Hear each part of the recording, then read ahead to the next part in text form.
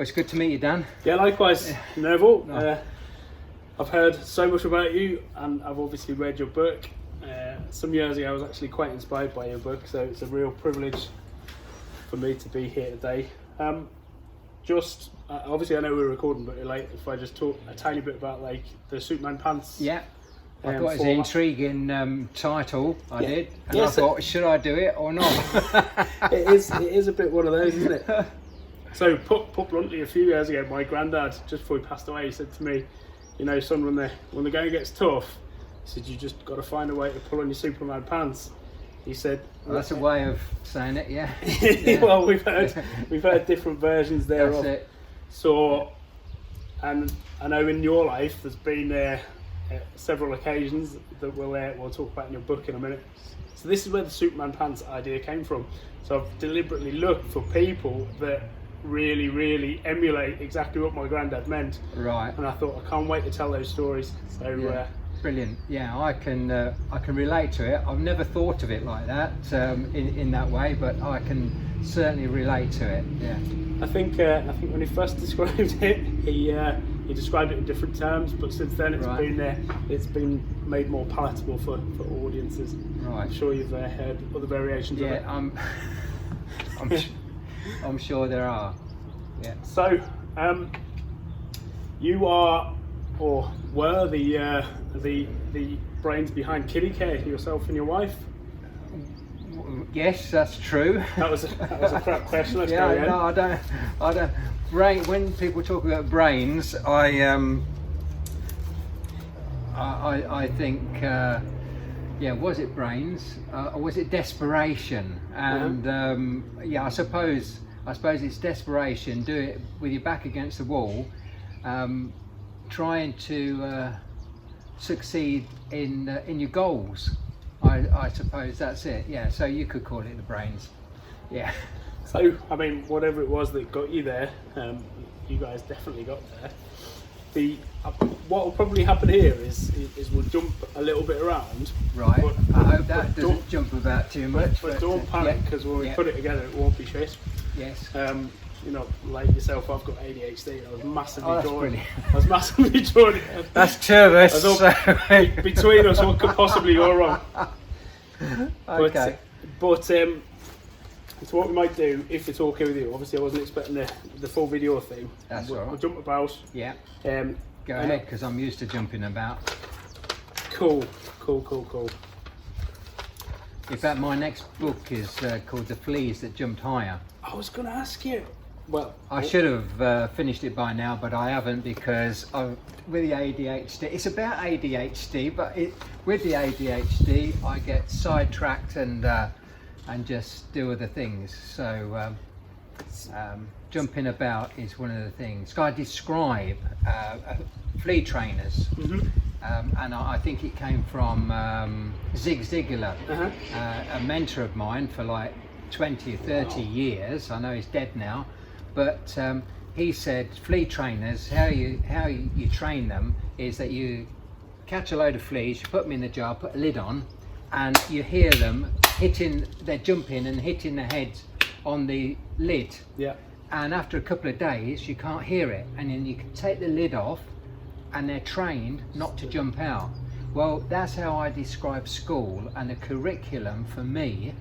As a kid, the curriculum didn't fit, so there was I won't say all the kids, but there was a lot of kids in the class. The vast majority were jumping when there was 5, 6, coming to 7 and 8, and then that's it. But when they took the lid off, I bloody jumped out, because I couldn't understand the curriculum.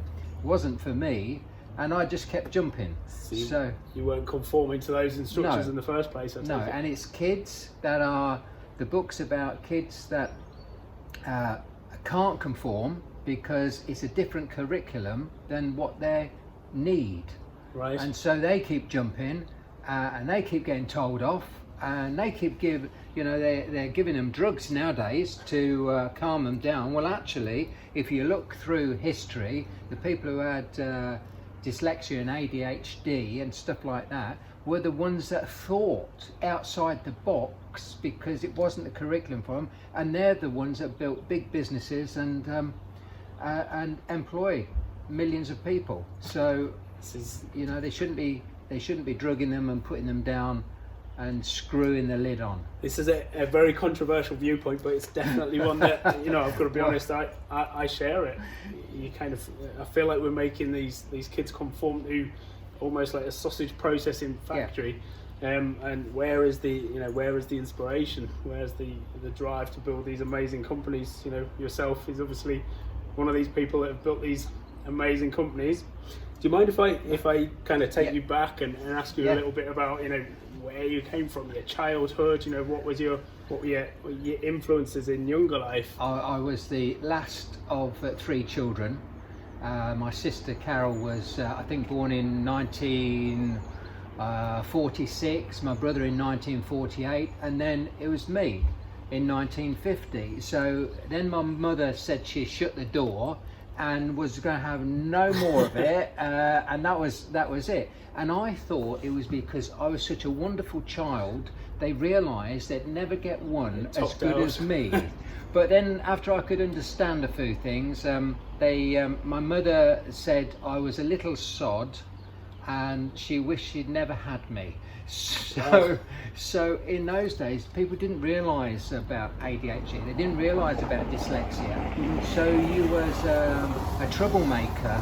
You was somebody that didn't conform and was restless all the time and disturbed the peace around you. So a little sod I became.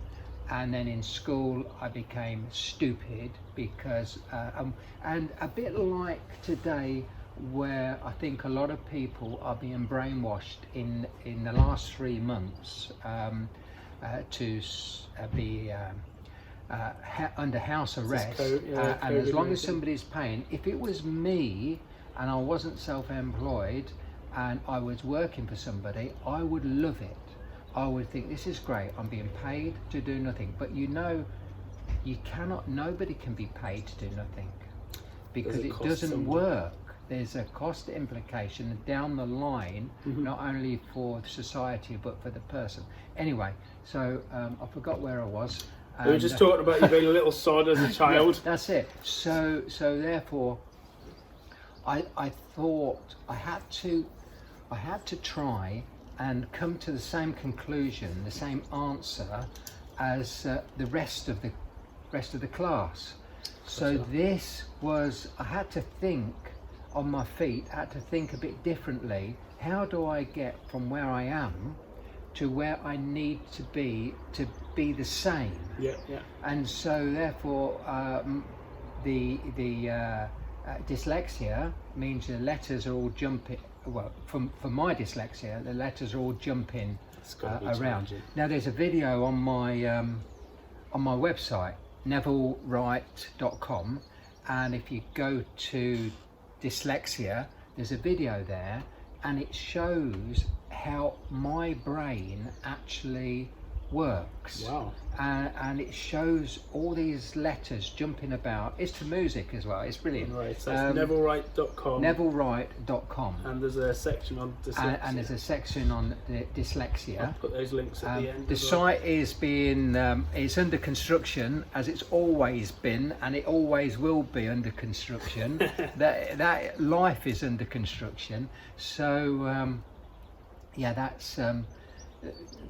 that is really good to see how a person's brain works, because like today, as every day for the last 50 odd years, I've asked Marilyn how to spell something 3 letters at a time. Right. And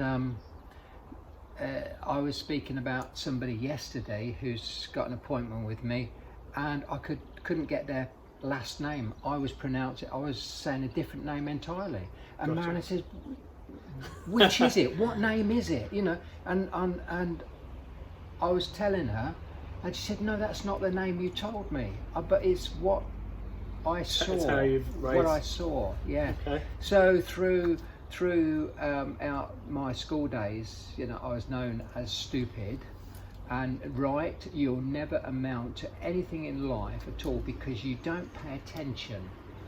Well, I couldn't. And so what happened, in the early days, it was quite easy because to be the same as everybody else. Because on the blackboard, it shows you in the book, there's a graph where they put cat, dog, milk or whatever in a box. And you'd have to get off and walk to the blackboard and point to it. And I did the first time, but the boy next to me pointed the same thing. So I was stuffed. So the next time I had to remember 2 across, 3 down was pig, and 4 across and 1 down was milk. So you were compensating for the inability. So I realised after about the second week that I needed to have 3 things in my mind of, I couldn't tell you how to spell run, but I knew it was 4 across and 3 down. Wow. So the teacher thought I could read. Yeah. And that's how it went on until the real reading happened. And then the teacher taught me how to be a truant. They actually taught me how to be a truant, because when you take a child and it can't do something and they hit it round its head, right, what they are actually doing is saying to that person, you come in this class again and I will smack you round the head. So you don't want that, so right, you don't go in. So that was their version of coaching and support and understanding. Yeah. And it says in my book, I said, you've brought my book. I have, yeah. It's a very good read. And it says in here, on the first page, warning, this book contains reverse psychology, so look out for it. And when I say reverse psychology, I mean the book is full of things where it's like, you can't read, the teacher hits you, so therefore you don't go to school, and it gets worse and worse and worse, and then that must cause massive anxiety as well as a child. Oh, dreadful anxiety. Then you start to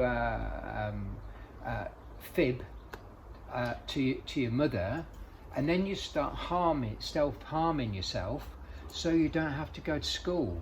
So from a self-harming in so much as like physically, or well, you bite your arms and say, dog bit me, gotcha. and it's always on a Sunday night. Yeah. Because Sunday night is terrifying for a child. That see, I'm 70 years old, and I can still remember 65 years ago. It comes back, and I try not to. I try and speak about it in the third person, because if I speak about it from my own heart, then it affects me. Wow. Yeah.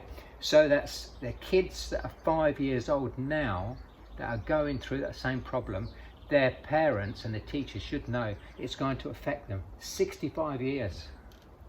Well, thank you for sharing this, because I know this is going to resonate with a lot of people. I mean, unfortunately, you went through I'm glad you're talking and giving me a minute. I mean, unfortunately, you've experienced that, but that is something that a lot of people can resonate from, and a lot of people can gain strength from, because you're sitting here today as somebody who has gone through the system for all of its rights and wrongs, and you've achieved a substantial quality of life and influenced positively a lot of people around you.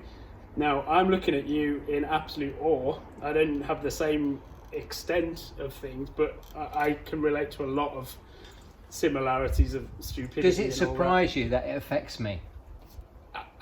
In a strange way, I'm really pleased that it affects you, because I'm affected, and it's so real, and I'm connecting to this on a strange level.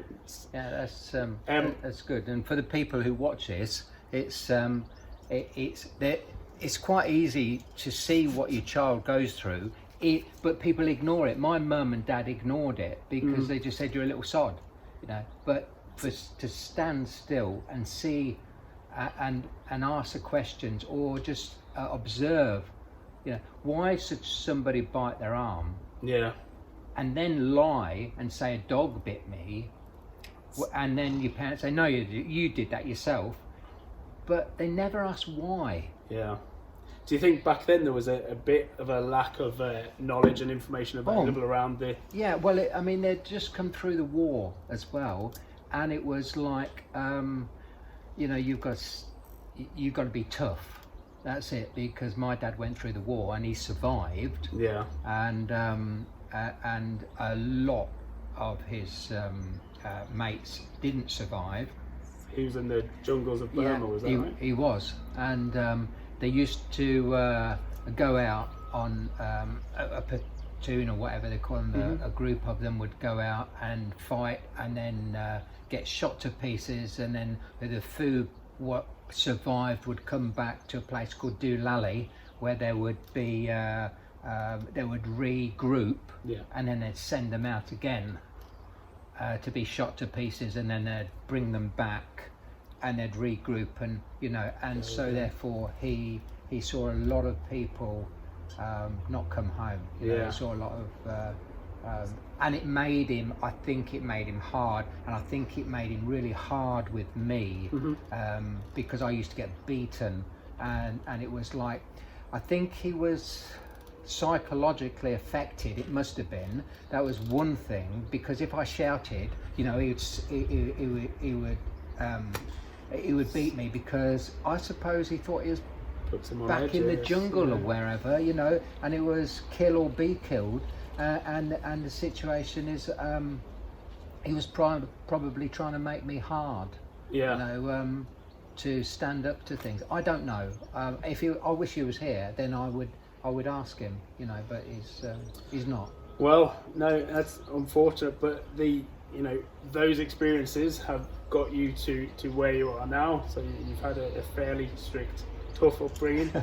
You've had real struggles at school, you know, with ADHD and dyslexia, and at some point in your life, you have managed to go from there, which is, you know, very much the underdog, to, you know, go to there where you have achieved a considerable amount, both with yourself and your wife and other people in your family. So do you mind taking us a little bit on that journey now from, you know, you'd gone through school and you left early, is that right? Well, no, I left at 15 when I should have done. Oh, okay. I left a couple of weeks early because I'd got a job on a chicken farm, and I used to work there before I'd left school anyway, and so I thought, well, they can't get me for 2 weeks, you know. And that was it. So I left. 15 was the leaving age in those days. Gotcha. and I couldn't do the exams, so it was a total impossibility for me to do the exams. Can I just ask you, at the time, did you actually feel stupid? Yeah. Did you? Oh, because I was. Because that's what people said I was. Stupid. So you were trained to believe that. I was trained. I was brainwashed into believing that I would not amount to anything in life, and I was stupid. And of course, when you've had that for 10 years, not only in school but from other people around, you know, out of school and that, you believe it. Totally. Do you believe it now? No.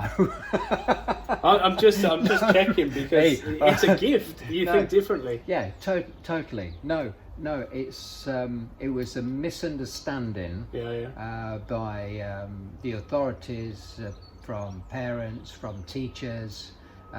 It's just a misunderstanding that they didn't know what was going on. But my background is in tech, as in technology, so like I do agree with this. I'll tell you why later, but there is an element to this that I find interesting, because obviously you got real advantage of using data better. Yeah. You were really, really hot on the website front when people weren't. We was on the crest of the wave, we was in front of everybody. So in the, let's say, the past revolution, if you like, the .com kind of bubble, I imagine the next one will be the data bubble, where everything's more joined up. Yeah. So you just knew that was going to be big, and you ploughed a lot of resource and a lot of energy and led from the front. We did. Do you want to talk a little bit about why you were so certain that was a good thing to do? Well, one of the things that I used to look at was what's going to happen in 5 years' time. Always, not today, because you've got to keep pushing forward, and 90% of what you're doing is for today, now, this instant, this minute, this second, and you've got to be looking what's happening tomorrow and the next. But you've got to look at 5 years' time and say, how are people going to buy their prams? How are the people going to buy their food? How, this and this. What's going to happen in 5 years' time, in 10, 20 years' time? If you look too far on technology, and you do something for too far ahead, you've lost it, because people have leapfrogged. Yeah. So therefore, I was fortunate enough to have. I've got two great daughters who's worked with us, and my wife, and two daughters who worked with us. And one of my eldest daughter was going out with a lad who worked for a TV company, who was going in Peterborough, who was going into, I think, computers. And then he went into computers, then he went into teaching people. Right. And he was working in London, and so therefore he didn't like it, because being on the tube and in the summer and stuff like that. So we said, well, I think this is. I said I think in 5 years' time, the kids who are just going to have their babies, 20-something-year-olds, will be savvy enough to buy it online. Yeah. And he was thinking the same thing. He wanted to get into he wanted to work with my daughter, obviously. I say obviously, but he did want to work with her. And it came, and he could do this. So we also have got another person who just joined us at the same time. He joined us, and he knew about computers. It was his hobby, and he'd made a website for himself.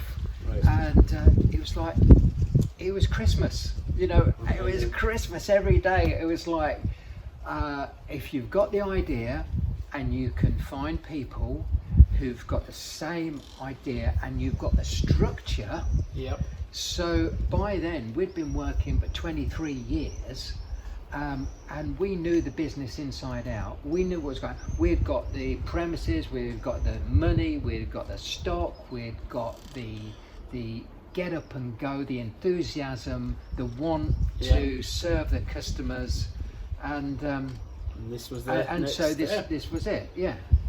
That is amazing. And we pushed and pushed and pushed the boundaries, and it was like in 2005-06, it was like the world woke up.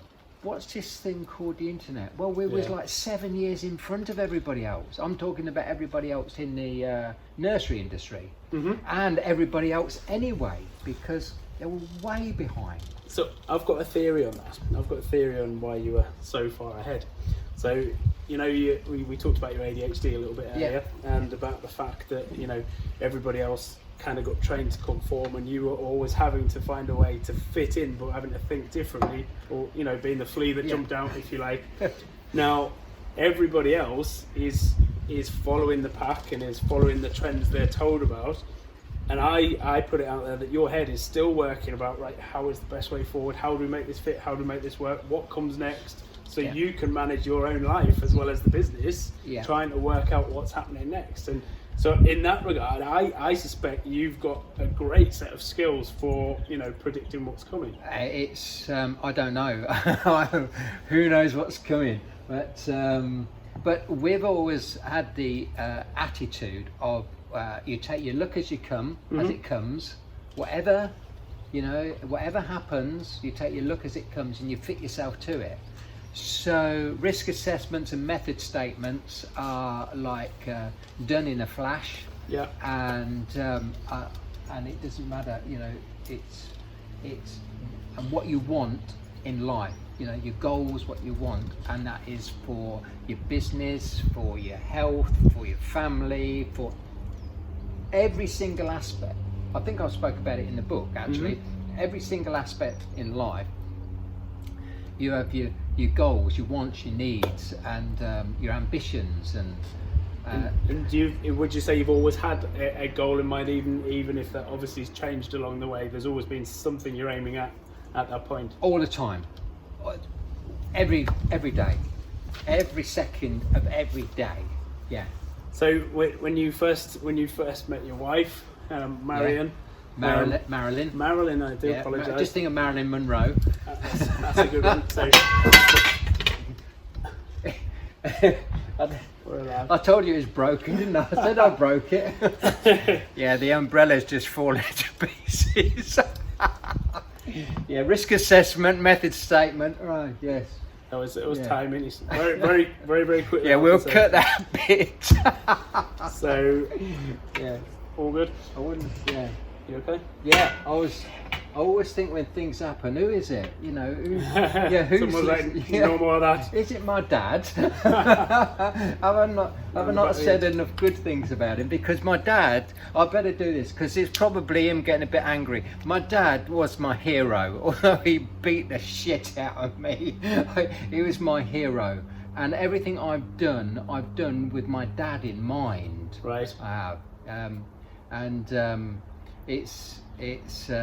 he taught me so much. He did. One of the things he used to say that he taught me, and this is reverse psychology again, he said I should have.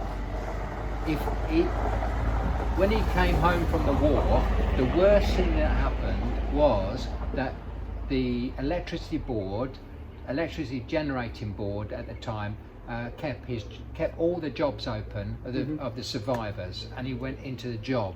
Right. If they hadn't have done, he would have looked after himself, and he would have. He was a skilled carpenter and cabinet maker. He would have had a shop, Right. And he used to say to me, from when I was 4 years old, "You see that shop, Neville? That person asked me to go into business, and we would have had new stuff at the front, and I would have done up all the old stuff, the second-hand stuff, and had it at the side windows, and I should have." Yeah. But he got into the point of having a job, which is just over broke, as you know. Yeah. That's what it stands for, and it's not for everybody. It's for majority people because they like consistency and they like to know what they're doing. Mm-hmm. But it's not for people like me, and it's so therefore you know. I don't know what we were talking about. No. So we were talking a bit about your dad, and I'll tell you what. I'm going to switch this off because I'm going to have a coffee, Yes, and